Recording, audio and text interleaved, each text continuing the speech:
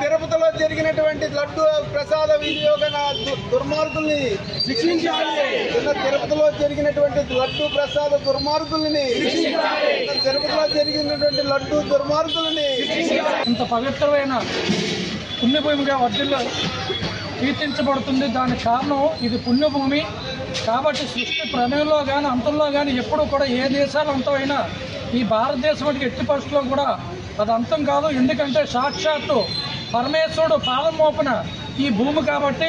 ఇలాంటి భూ ప్రపంచంలో అందరూ కూడా ఆ శివకేశవుల్ని నామస్మరణం చేస్తూ ప్రతి ఒక్కరికి ఈ ప్రకృతిలో ప్రతిదీ కూడా భగవంతుడి తాలూకా చైతన్యం వల్ల అన్ని కూడా జరుగుతాయి కాబట్టి ప్రతి ఒక్కరూ కూడా భగవంతుడి పాదాన్ని ఆశ్రయించాలని ఎల్లప్పుడూ కూడా శివకేశవుల సంకీర్తన చేసుకోవాలని అదేవిధంగా ప్రతి ఒక్కరూ కూడా సాక్షాత్తు జగద్గురు అయిన ఆ కృష్ణ భగవాను కూడా ఒక గురువు సాందీపుడు అనే గురువు ద్వారా ఏ విధంగా అయితే ఈ మానవ కాలంలో హిందూ ధర్మంలో గురువుని ఆశ్రయించదని కానీ ఏ కార్యక్రమం కూడా నెరవేరదని ఆ సాక్షాత్తు ఆ భగవంతుడు చెప్పినట్టుగా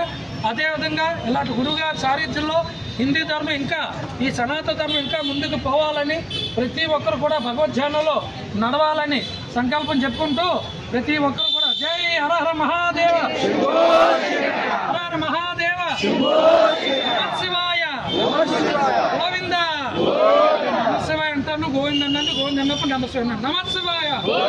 గోవింద శివాయ గోవింద